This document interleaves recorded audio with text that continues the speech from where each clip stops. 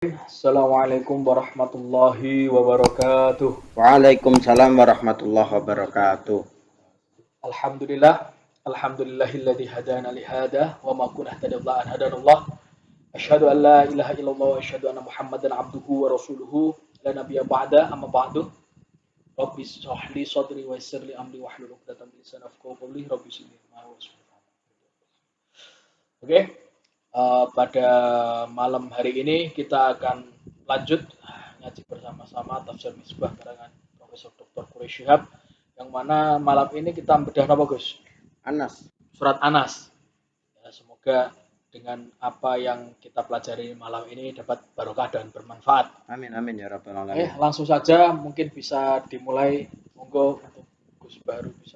Assalamualaikum warahmatullahi wabarakatuh. Waalaikumsalam warahmatullahi. Bismillah alhamdulillah nahmaduka ya man awdakhta lana subulil hidayah wa zahta an basairina gisyawatal ghawayah wa nusalli wa nusallimu ala man arsaltahu syahida wa mubashira wa nadhira wa da'iyan ilallahi biidnihi wa siraja munira wa ala alihi wa ashabihi wa sallama tasliman katsira amma ba'du.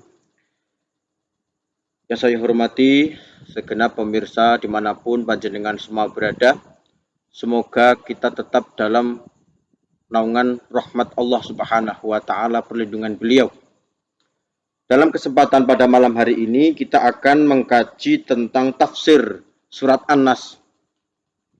Surat An-Nas ini satu paket dengan surat Al-Falaq, maka dinamakan surat Mu'awwidatain. Kedua surat yang digunakan untuk kita berlindung kepada Allah.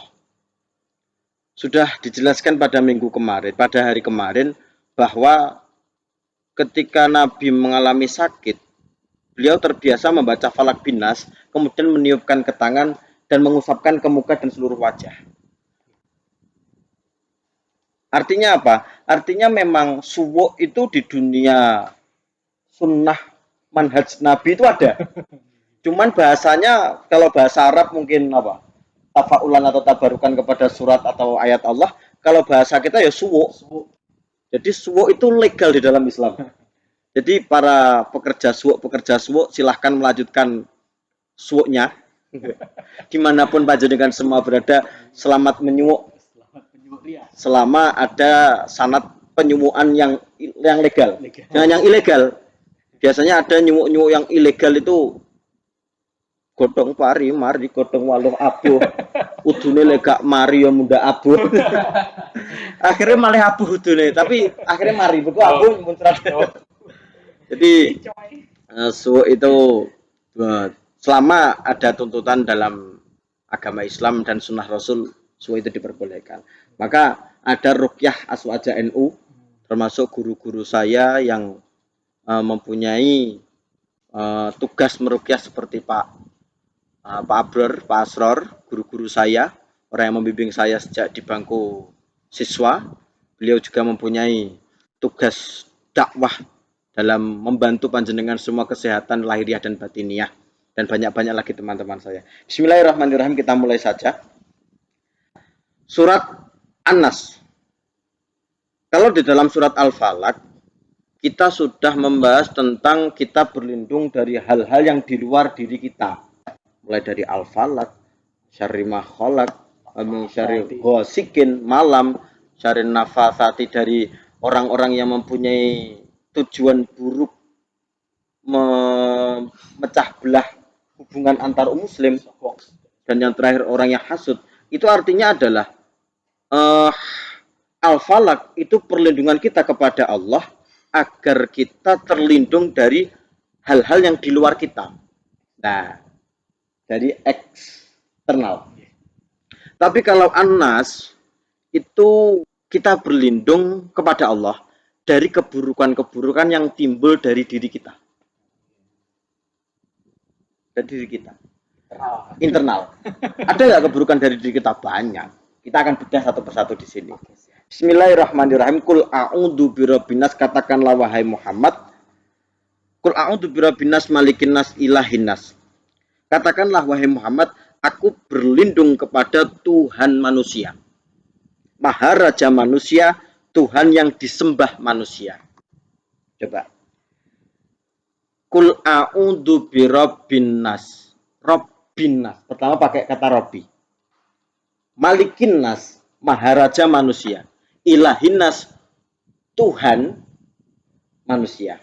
Ada 3 semat yang disematkan kepada Tuhan. Ada 3 kata, 3 istilah yang disematkan kepada Tuhan manusia. Ada Rabb, ada apa lagi?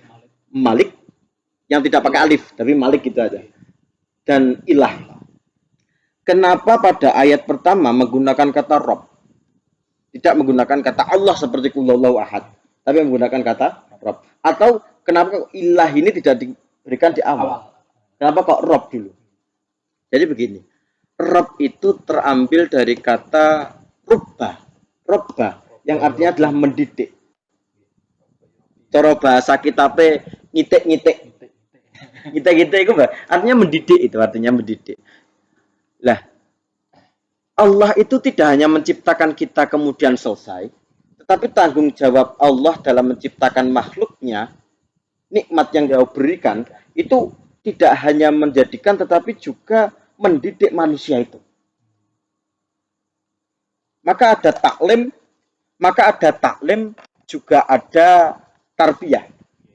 Apa perbedaannya? Kalau taklim itu pengajaran, kalau tarbiyah itu pendidikan. Saya contohkan, taklim itu saya di kelas mengajarkan kitab sesuai dengan apa yang wajib saya bacakan kepada teman-teman. Setelah itu selesai. Jadi kalau saya membaca kitab fikih, teman-teman, al-ghusbu tawi ghosab iku minal kabair, setengah saking dosa-dosa gede. Setelah saya sampaikan gosop itu adalah sebagian dari dosa-dosa besar, dosa loh cah, gosop kuwi dosa. Saya keluar, selesai kok. Masalah dia mengamalkan gosop pokok itu urusanku. Itu taklim. Karena saya sudah mengajarkan. Jadi wong lek taklim tok iku saya kira kok masih kurang. Karena belum ada kawalan di mana ilmu ini itu diamalkan atau tidak. Bener ya? Jadi tidak hanya wa'allama Adamal asma'akullaha, tetapi sampai anak turun Adam pun Allah juga mendidiknya. Sampai Nabi Nuh, Nabi Ibrahim ya. Jadi tidak hanya Adam saja, dalam Al-Quran kan hanya allama Adamal asma'akullaha. Jadi Adam diajarkan, tapi tidak seperti itu. Bahkan Nuh juga ditarbiyah, Ibrahim ditarbiyah, terus Nabi Muhammad juga ditarbiyah, dididik. Diingatkan, kalau mau salah diingatkan. Maka Nabi itu maksum. Maksum itu bukan berarti Nabi itu tidak mempunyai kesalahan. Nabi itu pernah mengalami kesalahan, tapi sebelum sampai pada batas dosa diilengne kambek Jibril. Itu perbedaannya. Maka keturunan Adam juga ditarbiyah. Maka Rob menggunakan kata Rob luar biasa. Mulane wong diulang terima no ojo gosop ngono tok. Minal kabair al-ghusbu minal kabair ya cek kurang, malah kadang-kadang enek kiai ustad nguning mulang di kelas al-ghusbu utawi ghusab iku minal kabair, setengah saking dosa-dosa gede. Cah, ghusab iku dosane gede lho, cah. Metu sandale gurune ilang digosop. Gurune teko ora nggo sendal. Mulai malah digosop. Jadi malah gurunya malah kira-kira gawa sandalnya murid ya. Tapi karena taklim hanya kalau tarbiyah tidak semua dikawal. Kata Rob ini luar biasa. Nah, Rob bin Nas, An-Nas menunjukkan golongan, bukan hanya individu tapi golongan. An-Nas golongan manusianya, manusia pada seluruhnya.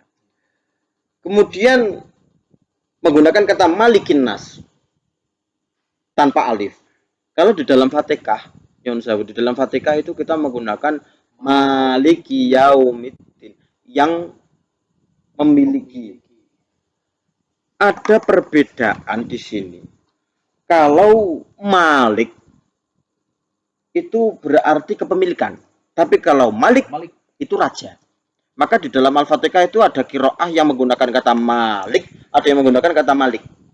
Beda qiraah. Jadi di dalam kajian qiraah sab'ah itu ada yang menggunakan kata Malik, ada yang Malik. Saya seingat saya. Tapi saya bukan pakarnya, jadi saya hanya ingat sedikit Iki terusane wis gak iling Ustaz. Tapi insya Allah kalau diklarifikasi kepada ahli-ahli qiraah ada. Tapi kalau Anas ini malikin nas tanpa menggunakan alif. Artinya apa? Yang merajai manusia.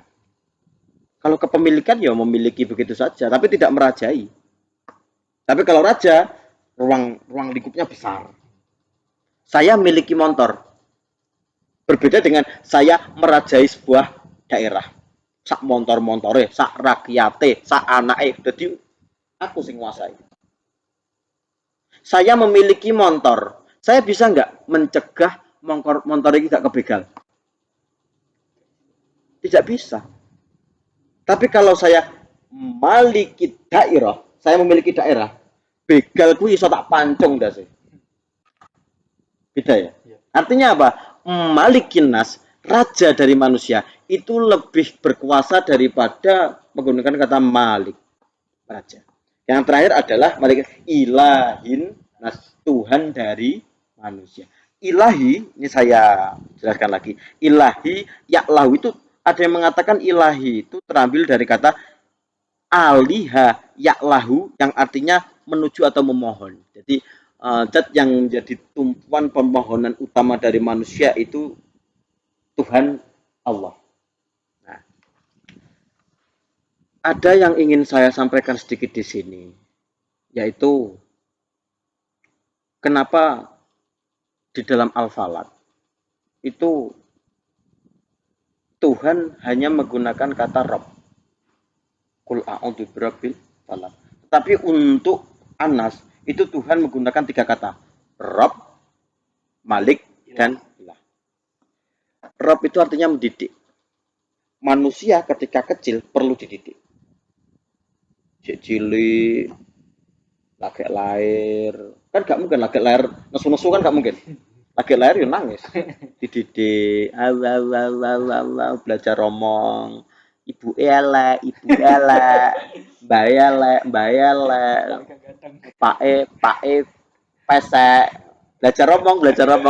Tapi ngerungokne iku seneng mergo nyapa? Mergo cinta. Kita cinta terhadap anak kecil ini cinta. Sekelilingnya cinta, orang tua cinta, mbak cinta, pak le, tante de, om ikut cinta semua. Ini jiwa rob kita. Nah, jadi manusia sejak kecil itu sudah dididik oleh Allah. Dicintai oleh Allah.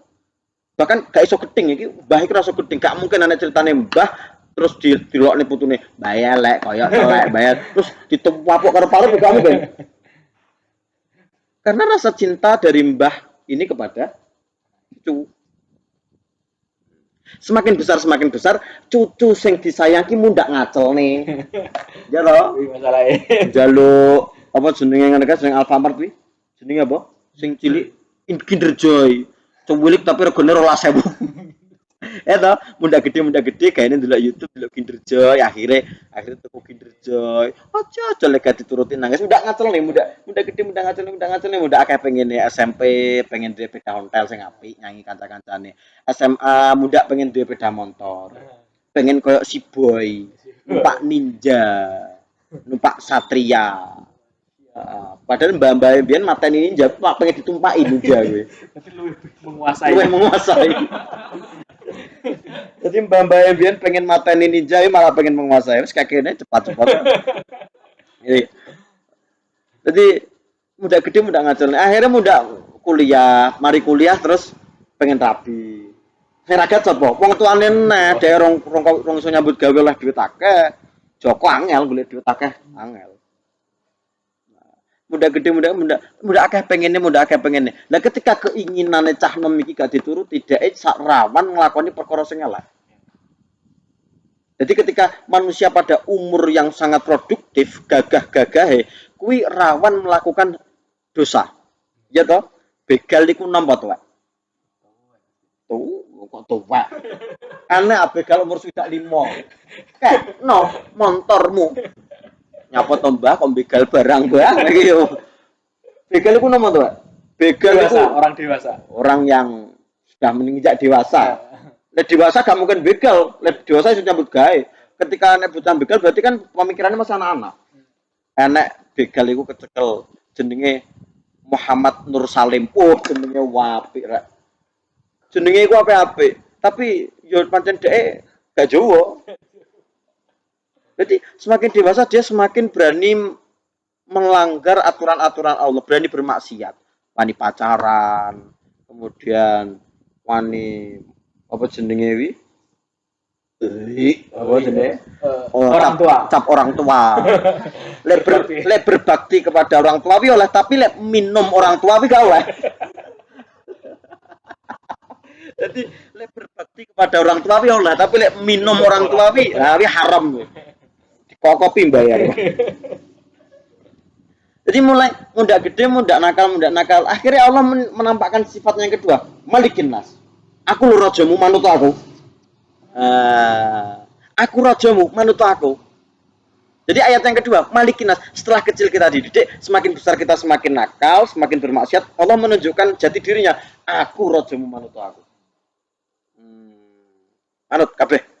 Legak mlebu neraka. Legak ngene. Nah, yang ketiga, Ilahina sebagai tempat di mana orang itu memohon. Wis tuwek, umur swidak, umur 70, wis mulai sepuh, gak iso nyapo-nyapo, begal ora mungkin iso, rabine apa meneh Mbah, gak mungkin Mbah. Kopong wesan Mbah, bangkaane wis padha boyon kabeh. Dengkule iku wis kata-kata. Mlaku wis ra karu-karuan. Nah, ketika pada saat itu gak mungkin dia bermaksiat dengan berlebihan. Cara maksiat dia mek karepe tok tapi fisiknya gak mungkin. Kadang ana sing stroke setengah bareng. Jane ndelok cawe tok ya pengen tapi ngonoane ya wis gak iso berfungsi. Sehingga ketika sudah wis tuwek ngono kuwi, iki lho, ilahin nas ki lho nggonmu memohon iki lho. Nah, ilahi. Aliha lahu tempat di mana kita memohon. Paham di sini ya? Saya harap paham. Jadi maka di dalam ilmu tasawuf itu rojak dan khauf. Rojak itu mengharap, khauf itu takut. Itu ada presentasinya ketika muda dan tua. Kalau usia muda seperti kita, saya, Mas Nabil, Gus Haq, Gus Haidar, kalau muda ini kita biasanya semena-mena dengan umur, dengan waktu, dan dengan fasilitas. Sehingga daripada kita memperbanyak rojak, kita memperbanyak khauf. Kita takut dulu. Takut di mana umur kita habis untuk maksiat, takut di mana kita menghabiskan fasilitas untuk hal yang tidak baik, HP tinggi chattingan tanggenah, ya toh, tah nom-nom iku angel kon ngempet, arep ngempet gak HP-nan terus gak maksiat angel. Ya Allah, dia ngechat aku ya Allah. Apa? Mas, asik. Ya Allah, aku tidak mau membalas di video call. Kring, aduh video call pisan. Terus dicat, "Pean marah ya."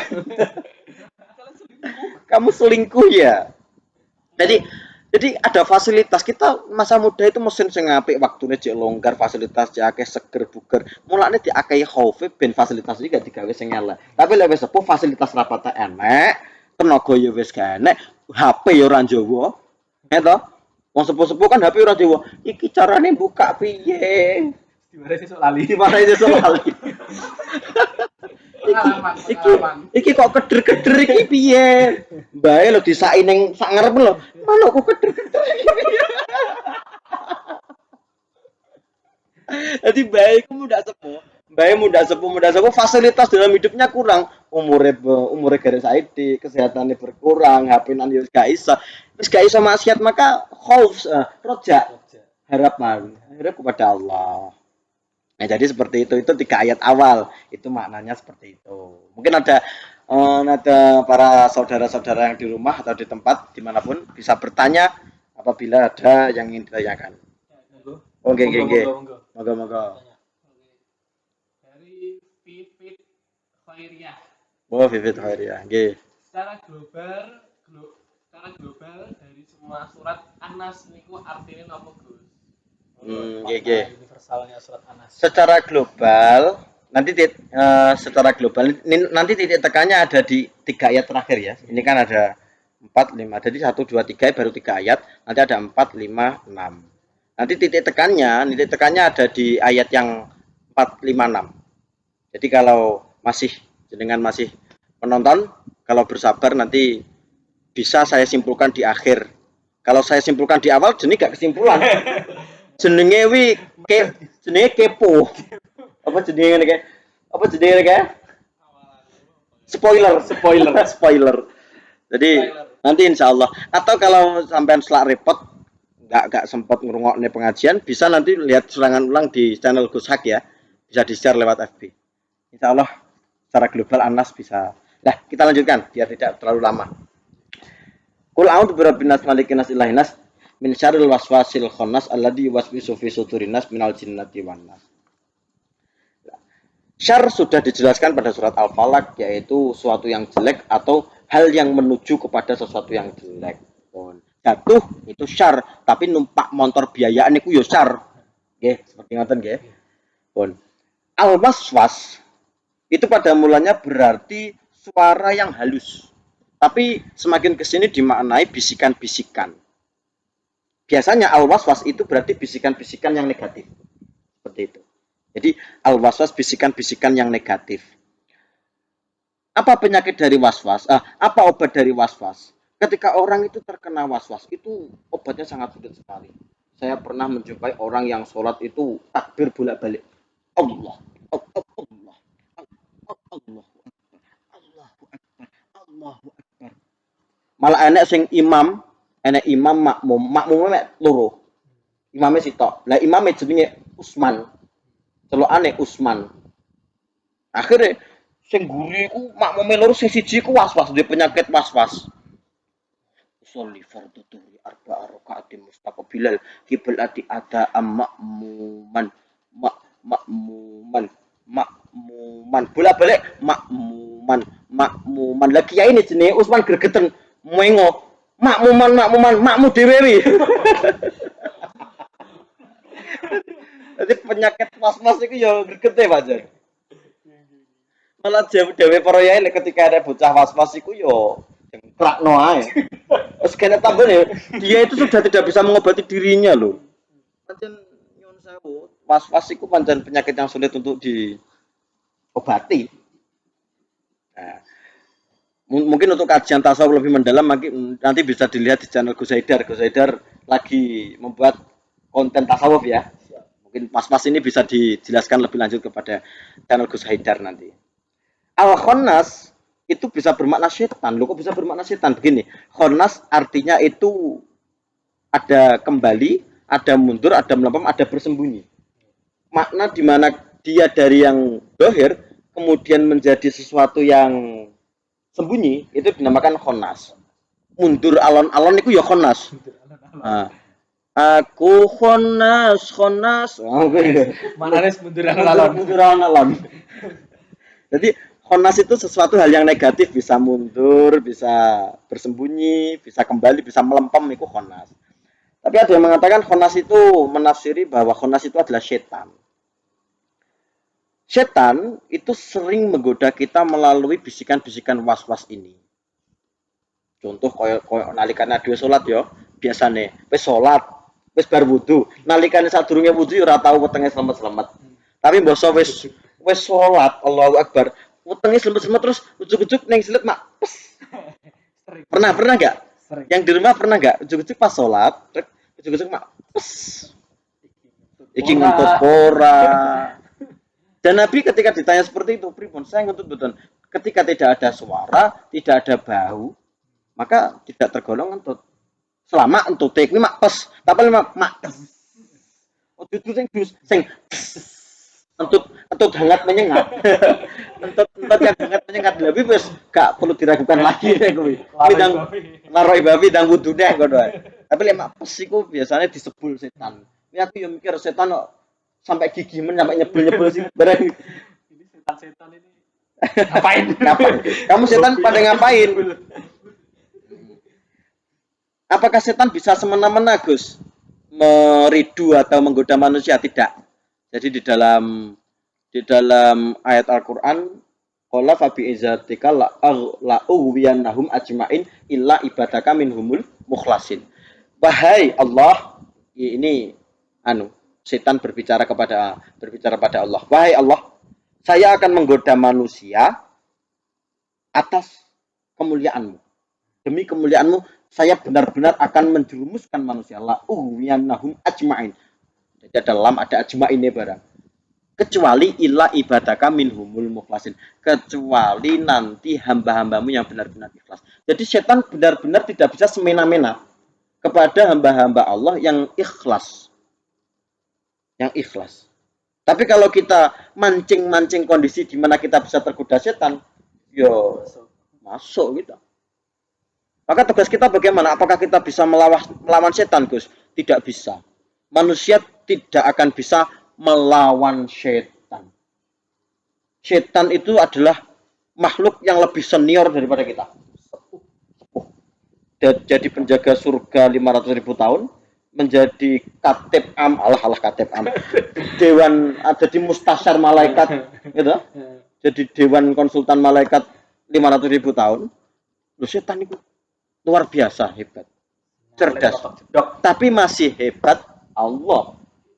Maka tugas kita tidak melawan setan, tetapi tugas kita adalah meminta perlindungan kepada Allah dari godaan setan. Bisa dipaham mungkin? Karena kalau konotasinya melawan tuh gak akan pernah bisa ya? Tidak pernah bisa. Orangnya Mbah Yai sepuh pun pasti ada setan yang lebih sepuh daripada Mbah Yai. Iya. Secara keilmuan juga masih di atas. Bahkan nyuwun sewu, setan itu kalau menggoda itu sesuai dengan kelasnya, Pak. Iya, kelasnya. Setan itu kalau menggoda jamaah-jamaah, netizen, iku cara godone ngene. Allah ada pengajian surat Al-Misbah, apa tafsir Al-Misbah, scroll ae ndelok Facebook rondo-rondo. Ndelok cewek-cewek, ndelok jual beli apa? Rondo. Jual beli HP. Ada pengajian scroll ae. Carane pengajian yo Allah gak usah jamaah, gak usah melu pengajian. Wis setan sing kelasnya ecek-ecek, godho wong sing yo ecek-ecek. Lek kiai sing digodho, gak pengajian poga. Tapi Gus, pengajian Gus. Dangkel lo acarane selak dimulai. Cara aku digodho.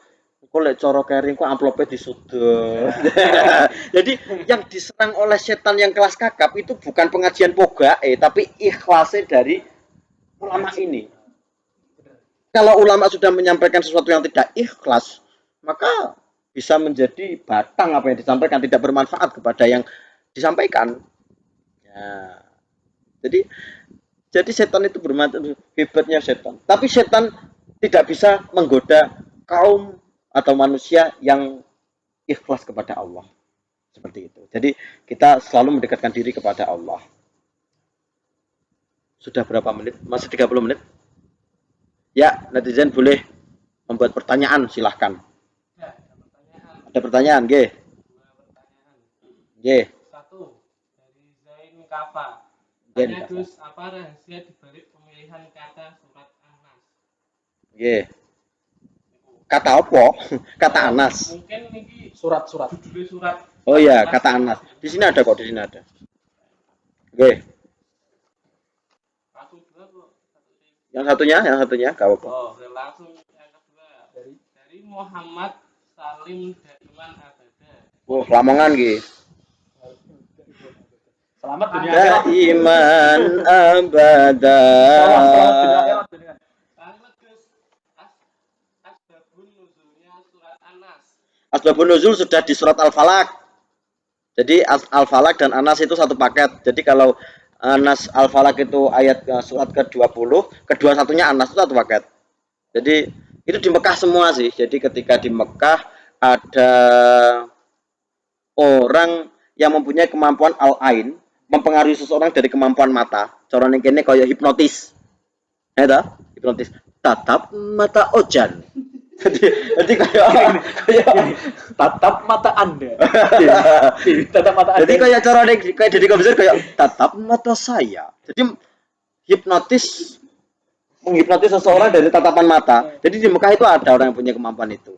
Kemudian turun surat Al-Falaq dan An-Nas untuk melindungi Rasul dari orang yang punya kemampuan itu. Itu asbabun nuzulnya. Karena kenapa pemilihan An-Nas? Karena di sini akan memperdalam apa itu hakikat manusia yang membuat dirinya was-was. Kalau Al-Falaq itu di luar, jadi ancaman yang ada di luar manusia. Kalau An-Nas itu adalah ancaman yang ada di dalam diri manusia. Ada, nanti kita semak. Termasuk salah satunya al-waswas silkhonnas. Jadi waswas yang ditiupkan oleh setan-setan Pun? Nah, sampun. Pun. Kemudian al-jinnah. Kita lanjutkan. Ini insya Allah satu pertemuan selesai kok. Insya Allah karena tafsirannya tidak terlalu panjang. Al-jinnah. Jinnah terambil dari kata jinni yang ditandai dengan tak, bukan karena mu'annas tetapi karena jamak. Jadi jamak itu bisa ditandai dengan tanda mu'annas. Jadi ketika ada domir kok ha kembali kok ke jamak, itu memang seperti itu. Bukan. Contoh seperti li khamsatun utfi biha. Kok biha? Kok tiba-tiba biha? Li khamsatun, ada saya mempunyai 5 yang bisa saya andalkan untuk menghadapi wabah corona ini. Jadi kita biha karena itu jamak. Jadi jamak bisa ditandai dengan mu'annas. Terambil dari kata al-jinni, kata jin terambil dari kata janana yang berarti tertutup atau tidak terlihat. Maka ada bayi yang masih di dalam kandungan itu dinamakan janin. Janin karena tidak terlihat. Orang-orang biasa tidak terlihat. Dan orang yang tertutupi akalnya itu dinamakan majnun. Orang yang tertutupi atau edan. Laila majnun, Laila edan. Artinya apa? Dia sudah tertutupi akalnya karena cinta kepada seseorang. Jadi ketika sampean sudah menjadi bucin, budak cinta, tertutupi akal kalian dengan cinta-cinta itu kepada Sulistyowati, kalian akan jadi majnun. Gendeng. Jadi majnun itu tertutupi akal sehatnya, apapun itu majnun. Dan jannah nggih. Jannah itu bisa bermakna surga, bisa bermakna apa jenenge? Bustan. Kebun. Jadi ada jannah itu ada yang bermakna surga, bermakna kebun. Kalau jannah artinya tertutupi, surga itu tidak ada yang bisa melihat. Kalau bermakna kebun itu kan di dalamnya tertutupi. Ada apa? Tertutupi dengan pepohonan. Jadi jannah itu artinya tertutupi. Bon. Minal jinnati wan nas. Nggih, minal jinnati wan nas. Min ini bukan bermakna apa jenenge kuwi? Permulaan dari sesuatu, tapi bermakna tabu'id. Tabu'id itu sebagian. Jadi tidak semua. Tabu'id itu sebagian. Jadi tidak semua jin itu jelek, tidak semua manusia itu jelek. Kok ada anasnya itu gimana? Setan kok dari golongan manusia? Begini. Setan itu bukan kata benda. Di dalam tafsir ini jelaskan setan itu bukan kata benda. Setan itu adalah kata sifat yang melekat bisa kepada jin, bisa kepada manusia, di mana seseorang itu jeleknya sampai membuat orang lain juga jelek, itu dinamakan sifat setan. Ya memper koyok hasud kemarin, tapi hasud itu salah satu bentuknya, tapi masih ada banyak lagi. Murka juga bisa. Apa jenenge? Sombong juga bisa. Banyak. Jadi ketika orang itu jelek, itu juga setan. Tapi aja mbok duting wong kaya ngono iki. Tanggoku kalau setan. Pak yo mawur engko. Geger aja sampai. Bisa jadi kita juga kemasukan setan. Sifat setan. Ketika kita ingin orang lain jelek daripada kita, maka kita selalu istighfar kepada Allah. Gimana Gus caranya melihat kita itu jelek atau tidak? Caranya begini. Orang itu bisa merasa dirinya jelek kalau dia sudah baik. Orang itu bisa melihat dirinya hitam kalau dia sudah rodok putih. Jadi ada until tomorrow. Apa? Foto-foto itu loh, sumerara itu loh, apa? Intil tomorrow. Until tomorrow. Foto saya yang dulu. Foto saya yang dulu kan usumnya kan termasuk saya juga posting kan. Saya kelas 4 itu gemuk banget. Saya itu gemuk tapi rodok putih. Jadi kelas 4 itu saya bener-bener gemuk walek. Mungkin teman-teman SD atau MI saya itu tahu itu. Putih ya? Ini rodok putih ya, San. Rodok lumayan. Kena cahaya. Putihnya gini. Jadi ojo diguyu rek awakmu ki kaya ngono barang. Efek kamera. Tolong beauty kamera ya. Itu sudah beauty kamera. Terus terus sampean ngarani saiki aku ireng, berarti kelas 4 ben aku luwih ireng lho ta. Sampean opane ora trimo ngono to. Netizen gak trimo iki. Lah kaya kelas 4 aku jelek. Lah aku iso ngarani aku elek, iku saiki aku rodok mendingan. Nyapa aku ngaran datuk mendingan mergo bojoku gelem mbek aku. Mergo aku ya bojoku gelem mbek aku ya apa ya ora. Jadi orang itu bisa mengatakan dirinya jelek ketika dia sudah baik. Bisa mengatakan dirinya biar elek ireng. Saiki mergo wis rada ayu, rada mendingan, rada ganteng. Ada perbandingan. Ada perbandingan. Atau orang itu bisa melihat orang itu jelek ketika melihat orang lain. Ya toh. Padahal wong iku yo elek, tapi iso ngarani wong liya elek ya iso. Iya ora? Wong iki lho iso wireng elek terus batune kancane, "Kowe ngomong awakmu dhewe apa?" Ya toh. Mergo pancen melihat orang lain itu lebih bisa daripada melihat diri sendiri. Kita diciptakan dua mata yang menghadap ke depan, tidak bisa menghadap ke dalam kecuali kesurupan. Ya benar. Kecuali kesurupan. Kita dua mata yang menghadap ketika kita melihat ke depan. Artinya mata ini memang tidak bisa benar-benar melihat jati diri. Yang kita bisa lihat hanya orang lain, mengomentari orang lain. Terima untuk kerjaan maido masakannya wong, wis wong gak iso masak iso kuwi. Goreng ora enak padahal dhewe ora iso gawe. Goreng lho, godhog banyu lho gosong deh. Lha yo wong iso gak sampean orang-orang sampean iso gak biji masakane wong enak gak enak padahal sampean dhewe iku gak iso masak. Iso gak? Mergo kita punya lidah. Bisa komentar. Padahal dhewe iki ora iso masak. Aduh iso biji wong iku elek ganteng ayu. Mergo dhewe iso ndelok perbandingan orang-orang tapi aduh gak iso ndelok awake dhewe. Jadi orang itu bisa melihat dirinya jelek, dirinya bagus kalau dia itu sudah bagus. Nah, maka konsep di dalam Islam, jadilah orang yang merendah agar air ini selalu mengalir. Jadilah orang yang merasa kurang, karena ilmu itu akan terus mengalir kepada sesuatu yang rendah. Kalau dia sudah merasa tinggi, air tidak bisa nanjak, kecuali dikerek gawe mesin, dipaksa gawe timbo, gawe mesin tidak bisa. Kalau tidak seperti itu tidak bisa. Nah, jadi kita tetap merasa kurang. Maka ketika orang itu sudah merasa pintar, dia memulai kebodohannya di situ, karena dia sudah stagnan di situ. Bukan langsung bodoh, bukan, tapi memulai kebodohannya karena dia sudah tidak merasa tidak bisa dikritik lagi, tidak bisa dibenarkan. Kalau dikritik defensif, aku ini kok ini nyapo, aku ki mergo ngene, defensif, hanya tidak bisa menerima masukan. Kalau diberi masukan ya kita tompo, terus kita olah, kita musyawarahkan bener apa yang perlu dirubah. Seperti itu. Itu konsep dimana agar kita tidak menjadi khonnas atau menjadi setan. Qul a'udzu birabbin malikin nas ilahin nas min syarril waswasil khannas alladzi yuwaswisu fi sudurin nas minal jinnati wan nas. Dan itu semua dari diri manusia itu sendiri. Sekarang yang terakhir, apa perbedaan nafsu dan setan? Ini closing saya. Apa perbedaan nafsu dan setan? Gini, kalau nafsu itu keinginan yang memiliki goal atau tujuan. Itu nafsu. Jadi kalau manusia mempunyai keinginan goal, itu dinamakan nafsu. Saya ingin kaya, itu namanya nafsu. Saya ingin bojo ayu, itu nafsu. Saya ingin pinter, itu nafsu. Saya ingin ranking siji, itu nafsu. Nah, setan di mana masuknya? Di tengah-tengah proses orang akan mencapai nafsunya. Pengen sugih, setan lebu. Angel nyambut gawe, awakmu gak bakal iso korupsi ae. Setan masuk. Nah, setan tujuannya apa? Setan itu agar manusia rugi. Tidak ada goal, tapi agar manusia rugi.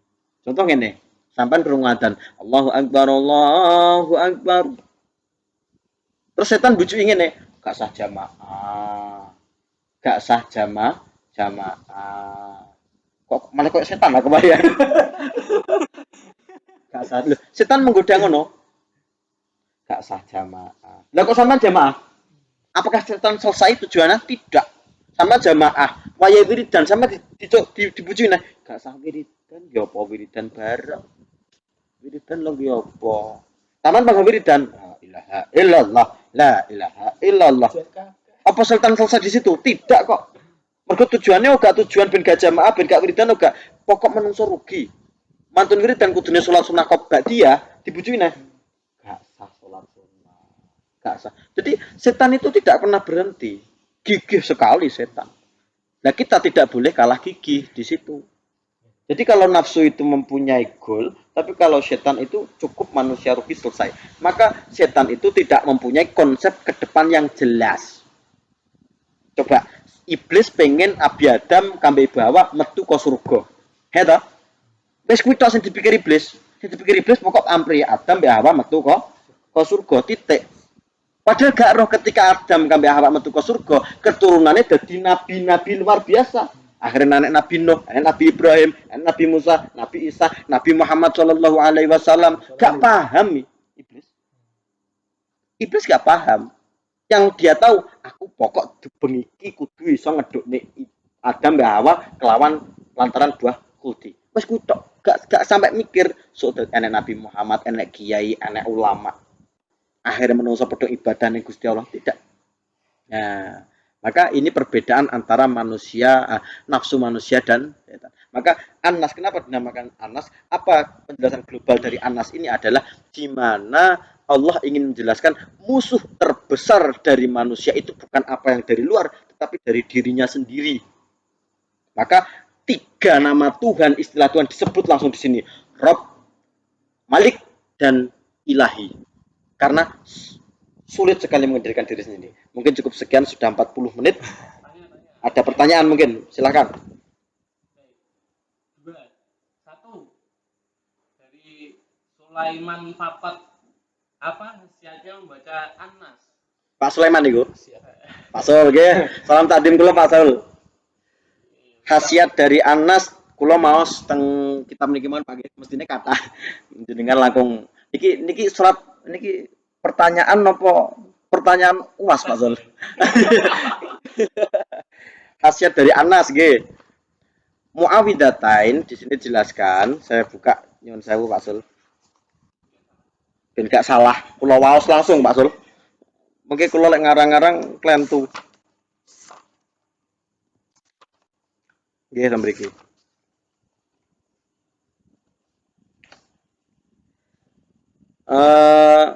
Rasul meniupkan memiliki tema utama surah ini adalah pengajaran untuk menyadarkan diri dan memohon perlindungan hanya kepada Allah dalam menghadapi aneka kejahatan. Sayyidatina Aisyah radhiyallahu anhu, istri Rasul, pernah berkata, Rasul meniupkan dirinya al-mu'awidatan saat menderita sakit menjelang wafatnya. Jadi Kanjeng Nabi ketika sakit menjelang wafat, ada yang mengatakan beliau sakit mah, ada yang mengatakan beliau sakit tipes, ada yang mengatakan malaria ini apa? Demam berdarah, DBD. Jadi banyak riwayat tentang meninggal beliau. Nah, ketika beliau sakit, beliau membaca muawidatan, kemudian meniupkan ke tangan untuk dan mengusapkan ke wajah seluruh badan untuk sebagai perlindungan. Jadi seperti itu Pak Sul di dalam riwayat ini.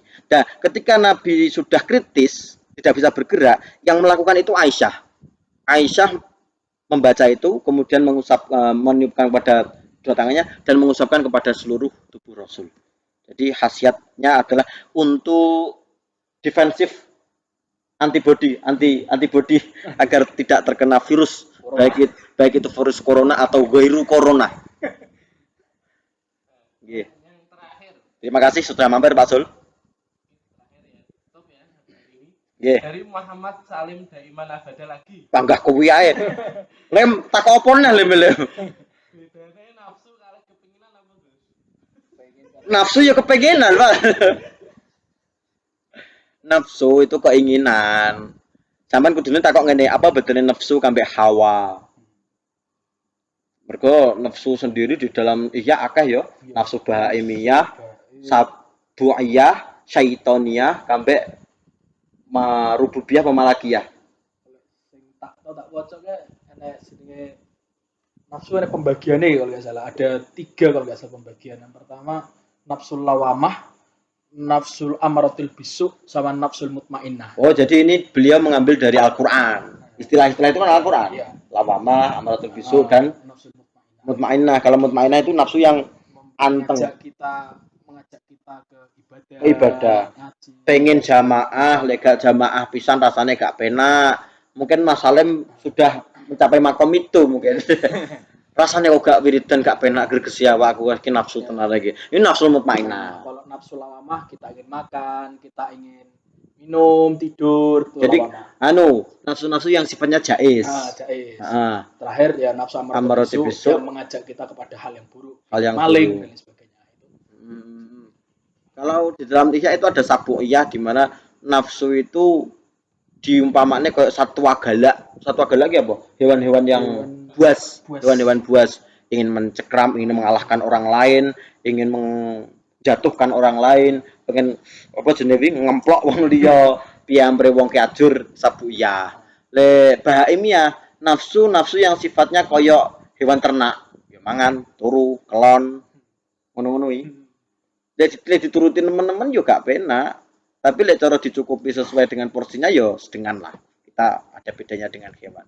Ada syaitoniyah, yaitu nafsu-nafsu di mana kelicikan itu muncul koyo setan. Dia gak cukup elek tapi pengen wong liya iku yo elek. Paham gak? Jadi dia elek tapi wong liya ben ampre yo elek piye? Ngejak elek syaitoniyah. Ada yang rububiyah atau malakiyah itu nafsu-nafsu seperti mutmainah yang dijelaskan itu tadi. Seperti itu Mas Salim. Pun kita tutup ya, hampir 50 menit. Kelas. JJJ. Pun saya cukupi, selamat sampai bertemu di kesempatan berikutnya. Mungkin 2 atau 3 hari lagi biar tidak bedino, biar kangen sama saya. Karena rindu itu indah. Rindu itu sesek. Seperti baju saya. Ini semakin kecil baju saya. Hari ini mangan nek masalah. Wah. Coba lah. Mungkin yang rumahnya dekat Tanjung Tani bisa mampir ke rumah Gus Nabil sama Gus Haidar, ngopi, sareng-sareng bisa bertemu langsung bercengkrama Tanjung Tani, gang apa gitu nih? Gang Mudin atau Gang Merah Putih. Ya toh, Tugune Merah Putih. Pun cukup sekian dari saya. Assalamualaikum warahmatullahi wabarakatuh. Barusan alhamdulillah kita bisa mendengarkan pengajian langsung dari Gus Bahru tentang tafsir surat An-Nas. Ya, mungkin penutup dari saya mengutip sebuah syair, yakni isi atau redaksinya, an-nafsu katifli intuh milhu syaba'ala hubbirodok wa in latifhu yanfatim. Itu nafsu itu ibarat seperti anak kecil sing biasanya nyusoni atau nyusu ibuke. Dia awak dhewe gak ndang sape, maka terus sampai tua iki sing jenenge nafsu akan selalu ingin menghantui kita terus. Maka dari itu nafsu ya kudu enek kolone disape, kudu kolone pegot, aja terus nafsu iki dituruti terus. Mungkin cukup saya. Wallahul muwaffiq ila aqwamit thoriq. Wassalamualaikum warahmatullahi wabarakatuh. Waalaikumsalam warahmatullahi wabarakatuh.